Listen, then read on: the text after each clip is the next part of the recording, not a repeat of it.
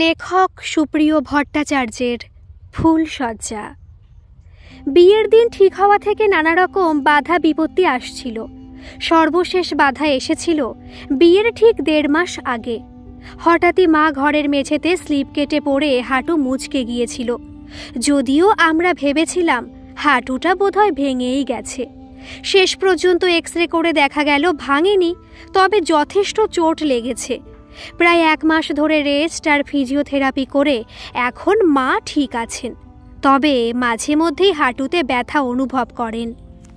শেষ পর্যন্ত অনেক টানাপোড়েনের মধ্যে দিয়ে বিয়েটা আমার হয়ে গেল। আজ আমাদের ফুলশয্যা। মধ্যরাত্রি অতিক্রান্ত। নিমন্ত্রিত অতিথিরা সব চলে গেছেন। আমি মনোজ ঘরে ঢুকে দরজা বন্ধ করে তাকিয়ে দেখি নতুন বউ শিবানী ফুল দিয়ে সাজানো খাটের এক কোণে বসে একমনে তার মোবাইলের দিকে তাকিয়ে আছে। শিবানী এতটাই অন্যমনস্ক ছিল, আমার ঘরে আসা এবং দরজা বন্ধ করাটাও সে টের পায়নি। একটু কাছে গিয়ে দেখলাম মোবাইল স্ক্রিনে ওর সাথে একটা ছেলের ছবি, আর সেই ছবিটার দিকে সে এক দৃষ্টিতে তাকিয়ে আছে, আর ওর চোখ দিয়ে সমানে জল পড়ছে। হঠাৎ ঘাড় ঘুরিয়ে আমাকে দেখেই শিবানী কিছুটা অপ্রস্তুত হয়ে নিজের চোখের জল মুছে মোবাইলটা বালিশের নিচে রাখল। সম্পূর্ণ বিষয়টা আমার কাছে জলের মতো পরিষ্কার হয়ে গেল।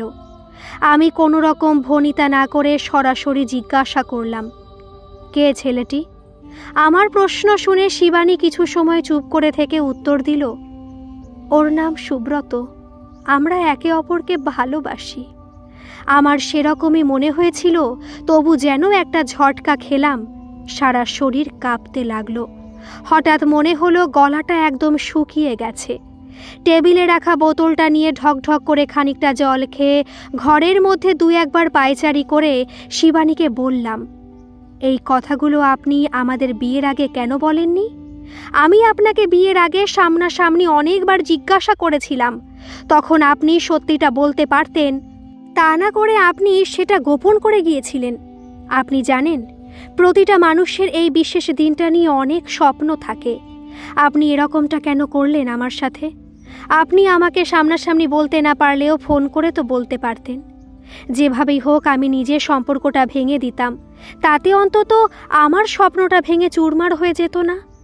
এটা আপনি ঠিক কাজ করেননি। শিবানী উত্তরে বলল, আমি অনেকবার বাবা মাকে বলেছি সুব্রতর কথা, ওরা আমার কোনো কথা শোনেনি। ওদের কথায় আমি বাধ্য হয়ে বিয়েতে মত দিয়েছি। কথাটা শুনে রাগে জলের বোতলটা টেবিলের উপর দুম করে রেখে বললাম, এটা একটা কথা? আপনি বিয়েতে মত দিয়েছেন আর আপনি ফুলশয্যার রাতে প্রেমিকের ছবির দিকে তাকিয়ে বসে আছেন। আমার যে এখন কি করা উচিত সেটাই বুঝতে পারছি না। মনে হচ্ছে দরজাটা খুলে কোথাও বেরিয়ে যাই। একটু দম নিয়ে বললাম, একবার ভেবে দেখেছেন, নিজের বাবা মায়ের কথা রাখতে গিয়ে তাদের উপর রাগ দেখাতে গিয়ে একসাথে 3-3টে জীবনকে নষ্ট করে দিতে যাচ্ছিলেন? আমার কথা ছেড়েই দিন। আপনি সারা জীবন এই মিথ্যে সম্পর্কটাকে বয়ে নিয়ে যেতে যেতে জীবন্ত লাশ হয়ে যেতেন। আর সুব্রত মানে আপনার ভালোবাসার মানুষটি কোনোদিনও পারতো আপনাকে ক্ষমা করতে? আপনি পারতেন সুব্রতকে ভুলে থাকতে? তাকে ভুলে থাকতে পারছেন না বলে ফুলশয্যার রাতে মোবাইল স্ক্রিনে তার ছবির দিকে তাকিয়ে আছেন। আপনিই বলুন, আমার কি করা উচিত? শিবানী আমার দিকে ফ্যালফ্যাল করে তাকিয়ে রইল, চোখে তার জল। মেজাজটাকে ঠান্ডা করে বললাম, দেখুন শিবানী, মনে একজন আর পাশে একজনকে নিয়ে আর যাই হোক জীবনে সুখী হওয়া যায় না। বিছানা থেকে মাথার বালিশটা টেনে নিয়ে বললাম, আপনি শুয়ে পড়ুন, আমি সোফায় আমার ব্যবস্থা করে নিচ্ছি। শুধু একটা অনুরোধ, বিয়ের প্রথম দেখাশোনার দিন থেকে যে অভিনয়টা শুরু করেছেন সেটা দয়া করে আরও কিছুদিন করে চলুন। ভয় নেই, ততদিন আপনার উপর কোনো রকম স্বামীর অধিকার দেখাতে যাব না। কথা দিচ্ছি, যত তাড়াতাড়ি পারি আপনাকে এই মিথ্যে সম্পর্ক থেকে মুক্তি দিয়ে দেব। আশা করব সেই কটা দিন আপনি আমায় সময় দেবেন। একটু দম নিয়ে আবার বললাম, আমার মাকে দয়া করে কিছু জানাবেন না। মা জানতে পারলে খুব কষ্ট পাবেন, কারণ মা আপনাকে প্রথম দিন দেখার পরই পছন্দ করেছিলেন, আর আমি সেই পছন্দটাকে প্রাধান্য দিয়েছিলাম। পরদিন সকাল থেকে শুরু হলো বিয়ে করা বউয়ের সাথে অভিনয় করা। দুটো দিন যেতে না যেতেই বুঝতে পারলাম এই অভিনয় করাটা কতটা কঠিন, তাও আবার শিবানীর মতো অভিনেত্রীর সাথে। তার অভিনয় ছিল ন্যাচারাল এবং প্রাণবন্ত। সেই তুলনায় আমি মাঝে মধ্যে অভিনয় ভুলে স্বামীর ক্যারেক্টারের মধ্যেই ঢুকে পড়ে কষ্ট পেতাম। সে যখন স্নান করে এসে আয়নার সামনে দাঁড়িয়ে চুল আঁচড়ায়, তখন মনে হয় পিছন থেকে জড়িয়ে ধরে তার খোলা পিঠের উপর আমার মুখটা রাখি। মায়ের সামনে যখন সে আমার পাশে এসে দাঁড়িয়ে কোনো কিছু বলে, তখন মনে হয় তাকে বুকের মধ্যে জড়িয়ে ধরি। রাতে যখন সে বিছানায় ঘুমিয়ে থাকে, আমি সোফা থেকে উঠে তার সেই ঘুমন্ত মুখটার দিকে তাকিয়ে থাকি। এখনও পর্যন্ত মনে মনে যেটা ভাবতাম, যদিও সেটা ঠিক না, কিন্তু অসুবিধাটা হলো দিরাগমনে শিবানীর বাড়িতে গিয়ে এক বিছানায় তার পাশে শুয়ে। ঘুমানোর আগে দুজন দুই দিকে ফিরে শুয়েছিলাম, কিন্তু শেষ রাতের দিকে যখন ঘুম ভাঙল, তখন নিজেকে আবিষ্কার করলাম শিবানীর গায়ের উপর হাত রেখে তার বুকের মধ্যে মুখ দিয়ে আমি শুয়ে আছি। প্রথমে মনে হলো আমি স্বপ্ন দেখছি, পরে যখন বুঝতে পারলাম স্বপ্ন না, রক্ত মাংসের শিবানীর স্পর্শে আমার সারা শরীর কাঁপতে লাগলো, তখন আস্তে আস্তে নিজেকে ছাড়িয়ে অনেক কষ্টে সংযত হয়ে ঘরের দরজা খুলে বাইরে পায়চারি করতে করতে ভেবে নিলাম, এইভাবে চললে আমি বেশি দিন নিজেকে সংযত রাখতে পারবো না। তাই যত তাড়াতাড়ি সম্ভব ডিভোর্স পেপারটা অন্তত তৈরি করা। প্রায় 17 দিনের মাথায় মা দিদির বাড়ি যাওয়াতে একটা সুযোগ সামনে এসে গেল। বন্ধু উকিলের সাহায্যে পেপারসপত্র তৈরি করে শিবানীর কাছে গিয়ে বললাম, এই নিন আপনার মুক্তির কাগজ। আমাদের দুজনের এই মিথ্যে সম্পর্কের অবসান। মিউচুয়াল ডিভোর্স পেপার আমি সই করে দিয়েছি। আর এই আপনার আগামী কালকে ট্রেনের টিকিট মালদা যাওয়ার। আমার সাথে আপনার দিদি জামাইবাবুর কথা হয়ে গেছে। আপনার দিদি কাল দুপুর 1টার সময় আপনার জন্য শিয়ালদা স্টেশনে অপেক্ষা করবে। আপনাকে কাল ওনার হাতে তুলে দিয়ে আমার ছুটি। কাল একটু তাড়াতাড়ি উঠে রেডি হয়ে নেবেন। আপনাকে পৌঁছে দিয়ে সেকেন্ড হাফে একবার অফিস যাব। এখন তাড়াতাড়ি ব্যাগপত্র গুছিয়ে রাতের খাওয়া খেয়ে শুয়ে পড়ুন। শিবানী কাগজটা হাতে নিয়ে একবারও সেটা না দেখে আমার মুখের দিকে কিছু সময় তাকিয়ে পরে বলল, এত তাড়া আমাকে এই বাড়ি থেকে বার করার জন্য? বললাম, আপনি তো চেয়েছিলেন। সে সামান্য হেসে মাথাটা নিচু করে হাতের কাগজ আর টিকিটের দিকে তাকিয়ে বলল, মিউচুয়াল ডিভোর্স পেপার, ট্রেনের টিকিট, দিদিকে ফোন সবটা সেরে রেখেছেন? মাথাটা তুলে আমার দিকে সরাসরি তাকিয়ে বলল, মাকে কি বলবেন? দেখলাম তার চোখের কোণায় জল। আমতা আমতা করে বললাম, কি করব বলুন? আপনার কাছাকাছি থাকলে আমি যে আর নিজেকে ধরে রাখতে পারবো না। তাই ভালো লাগা আর ভালোবাসা না বাড়ানোই ভালো।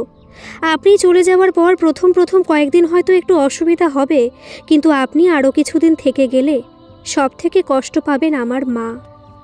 মা দিন দিন আমাদের মিথ্যে সম্পর্কটা আঁকড়ে ধরে আপনাকে নিজের মেয়ের মতো ভালোবেসে একটা মিথ্যের সাথে জড়িয়ে পড়বে।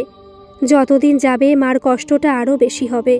শিবানী আমার দিকে তাকিয়ে বলল, আপনার হবে না? আমি কিছু না বলে শিবানীর দিকে পিছন ফিরে ঘুরে দাঁড়ালাম। সে আমার সামনে এসে বলল, আপনি এত ভালো কেন? কেন আপনি জোর করতে জানেন না? দিরাগমনে গিয়ে ঘুমের ঘোরে আমাকে জড়িয়ে ধরে আমার বুকের মধ্যে মাথাটা রেখে যখন অঘরে ঘুমাচ্ছিলেন, তখন একবারও আপনাকে সরিয়ে দিতে মন চাইনি। বরং আমি চেয়েছিলাম আপনি অভিনয় ভুলে সত্যি সত্যি স্বামীর ভূমিকায় অবতরণ করুন। কিন্তু আপনার ঘুম ভাঙলেই বুঝলাম আপনি মানুষটাই অন্যরকম। বললাম, কি যে বলেন আপনি? আসলে আমি সেই ছোটবেলা থেকে কারো ইচ্ছের বিরুদ্ধে কখনো জোর করিনি। সেই জন্যই বলতে পারেন আমার তাড়াটাই বেশি। তাছাড়া মা বাড়িতে থাকলে কিভাবে কি করতাম নিজেই জানি না। মার এই দিদির বাড়ি যাওয়ার সুযোগটা আমি কিছুতেই হাতছাড়া করতে চাই না। মা ফিরলে পরে সবটা তাকে বুঝিয়ে সুঝিয়ে বলবো। জানি মার কষ্ট হবে, কিন্তু সত্যিটা তো মানতেই হবে। পরদিন সকালে শিবানী মাকে ফোন করে জানালো, মা, আমি 2 দিনের জন্য বাবা মায়ের কাছে যাচ্ছি। তুমি ভালো থেকো, সময় করে ওষুধ খেয়ে নেবে। আর তোমার ব্যথার তেলটা যেমন করে বলেছি ঠিক সেরকমভাবে ব্যবহার করো। দেখবে ব্যথা অনেক কমে যাবে। রাখছি। আমি বললাম, যাওয়ার সময়ও মাকে মিথ্যে বললেন? শিবানীর চোখটা ছলছল করে উঠল। সে বলল, কি করব বলুন? আমি একটা মিথ্যে দিয়ে সম্পর্কটা শুরু করেছিলাম, আর আজ মিথ্যে দিয়েই সম্পর্কটা শেষ করলাম। শিবানীকে নিয়ে বেলা 11:15টার মধ্যে শিয়ালদা স্টেশনে পৌঁছে ওর দিদির জন্য অপেক্ষা করছি। ও আমাকে বলল, মার দিকে একটু খেয়াল রাখবেন আর নিজের যত্ন নেবেন। নতুন করে নিজের জীবনটা শুরু করুন, আর পারলে আমাকে ক্ষমা করে দেবেন। একটু হেসে বললাম, এই 17 দিনে আপনার উপর একটা ভালো লাগা জন্মে গিয়েছিল। কেমন যেন আপনি একটা অভ্যেসে দাঁড়িয়ে গিয়েছিলেন। আস্তে আস্তে আবার একা থাকার অভ্যেসটা করতে হবে। যাই হোক, আপনিও ভালো থাকবেন। নিজের ভালোবাসার মানুষের সাথে জীবনটা শুরু করুন, আর পারলে গত কয়েকটা দিন একটা দুঃস্বপ্ন ভেবে ভুলে যাবেন।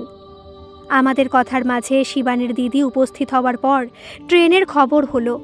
বললাম, চলুন দিদি, আপনাদের ট্রেনে তুলে দিই। দিদি শিবানীর দিকে তাকিয়ে বলল, একবার তুই ভুল করেছিস, আবার কিন্তু ভুল করতে যাচ্ছিস। শিবানী সে কথার কোনো উত্তর দিল না। দিদি ব্যাগ নিয়ে ট্রেনে উঠে গেছে। শিবানী নিচে দরজার সামনে দাঁড়িয়ে আমার দিকে তাকিয়েছিল। মনে হলো ঠোঁট দুটো তার থরথর করে কাঁপছে, চোখ থেকে জল গড়িয়ে পড়ছে। সেটা আড়াল করার জন্য আমার দিকে পিছন ফিরে ট্রেনে উঠতে গিয়ে আবার ঘুরে আমার দিকে কিছু সময় তাকিয়ে রইল। কিছু একটা হয়তো আমাকে বলতে চাইছিল, বা হয়তো আমার ভুল ছিল। ট্রেনটা চলতে শুরু করলো। শিবানী তখনও আমার দিকে তাকিয়ে আছে। আমি চেঁচিয়ে বললাম, শিবানী, আপনার ট্রেন ছেড়ে দিয়েছে, আপনি উঠে পড়ুন। শিবানীর সেদিকে খেয়াল নেই। সে আমার দিকে এগিয়ে আসতে লাগলো। ট্রেন দিদিকে নিয়ে স্পিড বাড়িয়ে প্ল্যাটফর্ম ছেড়ে বেরিয়ে গেল। আমি শিবানীকে বললাম, আপনি ট্রেনটা ছেড়ে দিলেন? শিবানী সে কথার উত্তর না দিয়ে আমাকে জড়িয়ে ধরে বলতে লাগলো, আমি তোমাকে ছেড়ে কোথাও যাব না। যে মানুষটা নীরবে আমার ভালোবাসার মানুষের কাছে ফেরত দেওয়ার জন্য এত কিছু করতে পারে, সে না জানি নিজে কতটা ভালোবাসতে পারে। বলে জল ভরা চোখে আমার দিকে তাকিয়ে সে বলল, তোমাকে আমি অনেক কষ্ট দিয়েছি, আর কষ্ট দিতে চাই না। অনেক অনেক ভালোবাসবো তোমায়। আজ আর অফিস যাওয়ার দরকার নেই, চলো আমরা বাড়িতে যাই। তুমি মাকে ফোন করে বলে দাও আমি আমার বাবার বাড়িতে যাচ্ছি না। বাড়িতে যাওয়ার পথে কিছু ফুল কিনে নিতে পারো। আজ আমাদের ফুলসজ্জাটা হলে কেমন হয়? ফাঁকা প্ল্যাটফর্মে দাঁড়িয়ে আমি শিবানীর চোখের জল মুছে দিয়ে 2 হাতের তালুতে মুখটা ধরে সেই মুখটার দিকে তাকিয়ে হাসতে হাসতে ঘাড় নাড়াতে লাগলাম।